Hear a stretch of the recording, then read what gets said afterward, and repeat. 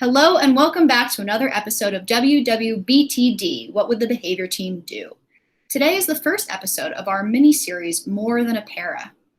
Paraprofessionals are an integral part of the classroom, but they are often thrown into their roles with very little, if any, training, and few are included in the decision-making processes for the students they work with every day. The Behavior Barriers team, that's us, have offered several professional development opportunities for paras to help combat this problem and continue to do so, but it is not enough. We are here today to engage in a conversation about the experiences of paraprofessionals. And to do that, I have with me two incredible women, both paras turned behavior techs, Ashley Mosley and Shalonda Woods. Thank you both for being here today. Hey.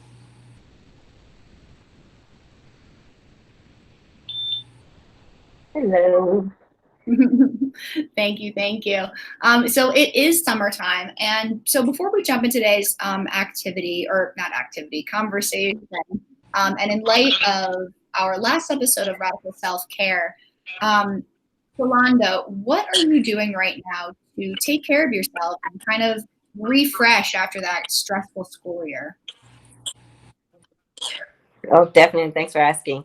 I've been very consistent with my journaling.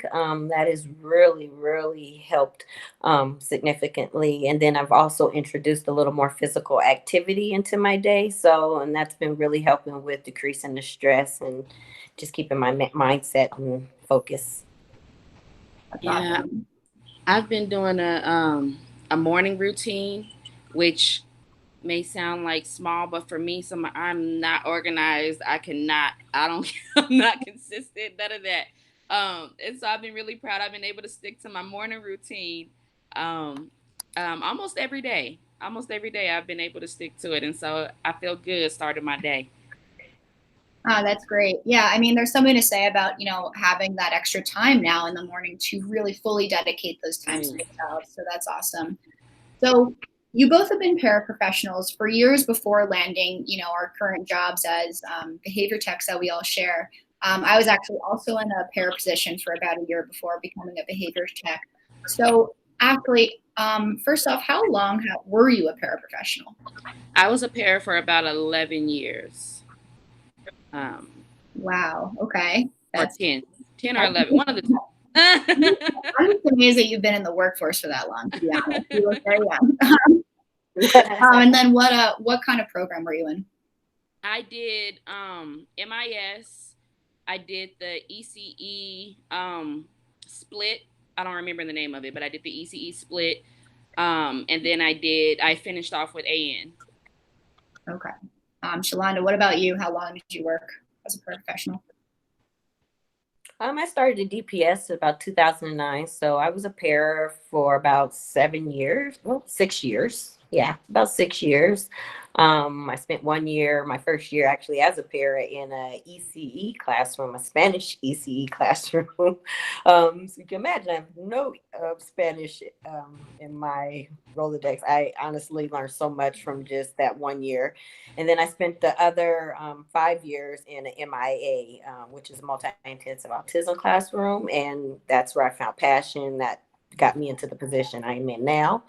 So yeah. Incredible. So what do you miss about being a para, Ashley? I miss being with my kids every day. Like really being it, like each classroom was like a little family, especially in the end. Like we were like a family. So it was just like going home every single day and being with my babies every single day. Like I miss that. I miss knowing or having the questions like, what did you do yesterday? Okay, now let's get on this, and finding new opportunities to teach them something new or learn something new with them. I miss that being a part of my day to day in one consistent classroom. I do miss that. Yeah.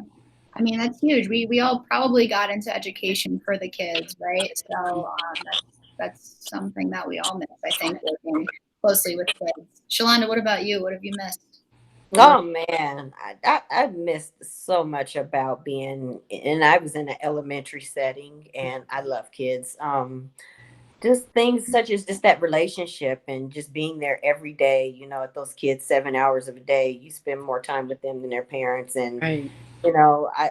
that's where I found passion. And just things like field day, getting out there and being Yeah. active with the kids, the different meetings we would have in, the gym as a whole school, and just that whole camaraderie, the dancing, just the joy that I got every day just walking into those schools. I could come in feeling one way, and as soon as I enter those doors and I hear Miss Woods and someone was rushing me, I got kids Yeah. rushing me, one leg here, arm, neck, shaking me down to the ground, like all my purse and stuff all over the floor. That type of feeling that I would get from kids of all grades, from ECE to fifth, was a blessing and just an honor. And I have, from every holiday, cards and stuff that they just make. I can't even throw that stuff away. I hoard that stuff because it's just the memories that I, keep. So that. Yeah, that's so special. It is.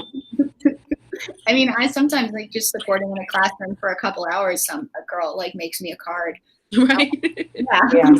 Yeah. So much. I don't know your name, but that's so. Yeah, the relationships you build with those kids every day, it's amazing. And so, as behavior techs, we do support paraprofessionals a lot, and as we mentioned, or as I mentioned in the intro, a lot of them don't get training. And really just kind of, just thrown in like, here, there you go, have fun. Would either of you, maybe Shalonda, you can start us off, kind of like, what did you wish you had to make maybe that job better? Did you receive training? Really, anything you want to add to that?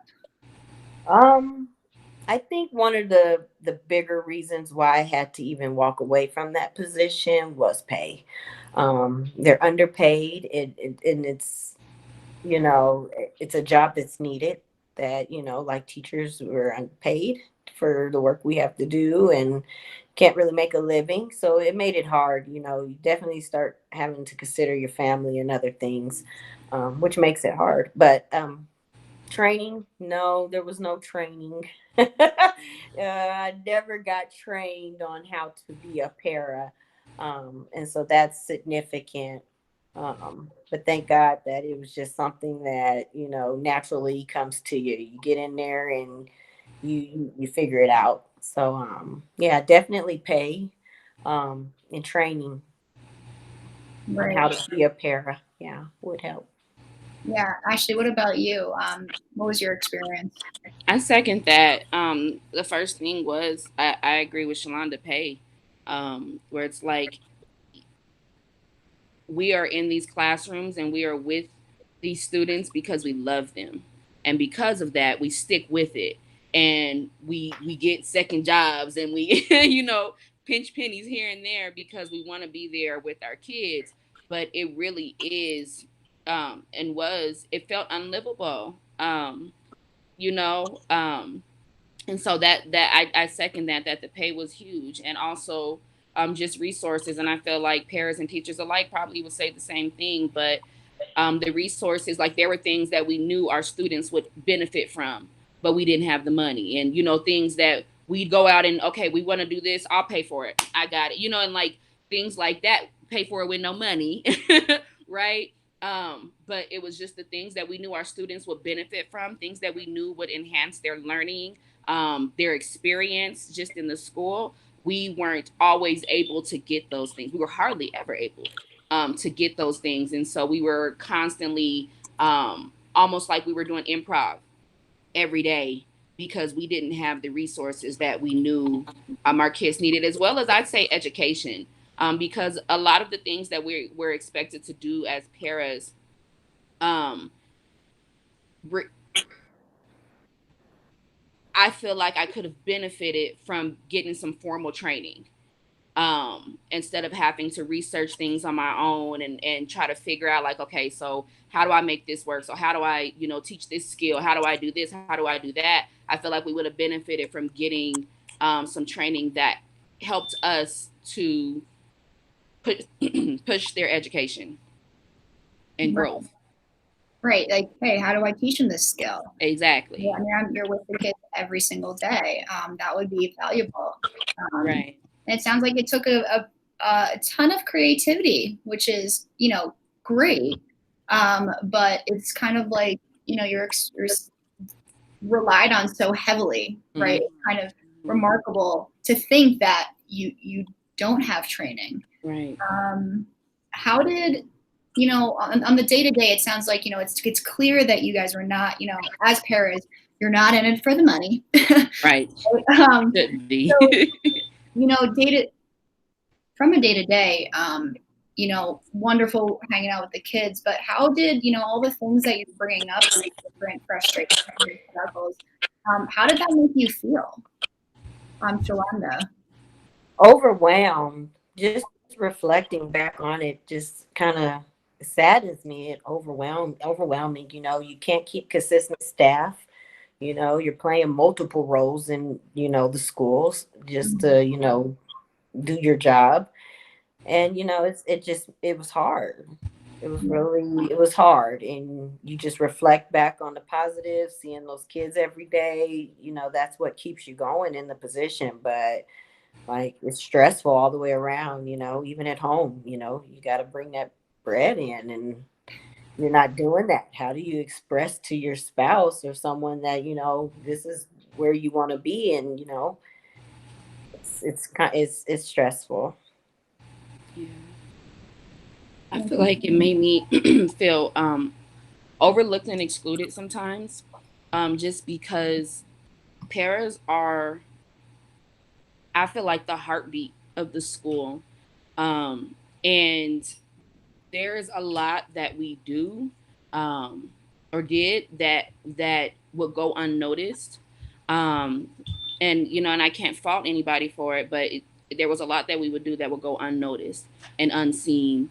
And even like as far as knowing the whole child, like there are things like you said, we'd be excluded from certain meetings and excluded from, like, I didn't read an IEP for years, not out of necessity. It was just more like, oh, you can look at that if you want to. And so I'm being nosy and I'm looking at it. But it wasn't like I didn't understand for a long time how important that was to the success of our students. And so I just feel like a lot of times it felt like we were kind of othered in our position, where we weren't really valued as, like, they when there's an issue, you're called on. When they're, you know what I'm saying, when they know that you're the person who can do this, you're called on. But when it comes time to actually feel that appreciation, mm-mm. I can't put it into words, but just overlooked and excluded. A thankless job in some ways. Yes. Yep. Yeah. Yep. Well, how, both of you have accomplished a lot, to say the least, since your parent position, right? How have you grown since then? And this can be professionally or personally. Shalonda, do you want to take it away? I've just learned to persevere, definitely learned to persevere and, just to be patient and kind of seek God's face.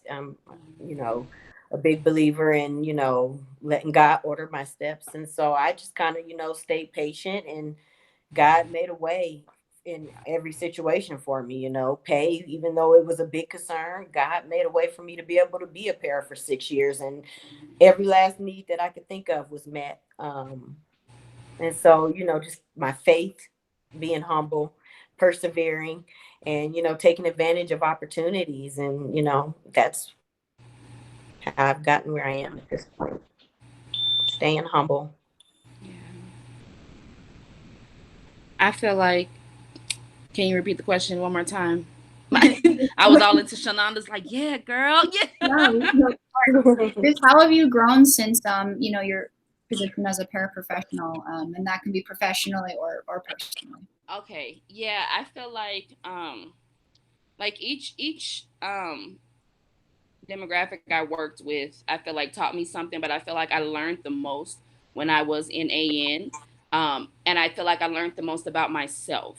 Like being in AN, I changed my major. I changed the way I saw the world. I changed, like, I feel like those kids made me who I am today. Like, I was not the teacher or, the educator in that classroom. They taught me who Ashley was. They opened up that space for me to be there with my whole heart. And because of that, I didn't have an option but to change. Like, I didn't have an option but to grow into who I was and grow into the power that I had as a person. Um, they literally changed my life. Those kids, like, they really, really did. And because of that, I feel like I've grown into, they opened the door for me to begin to accept myself. They opened the door for me to begin to love who I was and how I was, and know for sure, without question, that I had something to offer. Because one thing that, your kids will do, they will make sure you know your worth. They will. They absolutely will. Those babies have my back. And that, like, they opened that door for Ashley to learn to love Ashley. And so that's what I've carried with me even into this position. I feel like from that moment, even through now, has been this growth journey that is so, it's unexplainable to me. And based on who I know I was, it's almost miraculous. And they did that. It was my babies, Wow. Talk about a give and take, man. That's powerful stuff. That's what's even now. I would say in any roles in education, but particularly our roles as behavior techs, I mean, there are opportunities to learn and do better every day, and there's so much I think that we do learn from our kids, especially, right? So thank you both so much for sharing those stories. Before we head out, if there are any paras listening right now, Shalonda, is there any specific advice that you'd like to give them? Just remember that being a para, you're not just a para. You are the glue that holds your classrooms together. Your teachers need you. Your students need you. Just continue to persevere. You'll find your purpose. Ashley? I would say never accept your limits or limits that have been placed on you.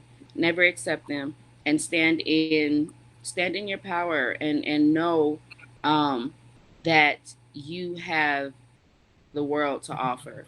Like Shalonda said, like, you are extremely valuable, and you do not have to accept any limits that have been placed on you, because you're the bomb.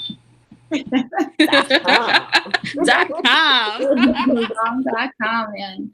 Yes, all you parents out there, if you are listening or watching, thank you for all that you do. Our conversations do not stop here.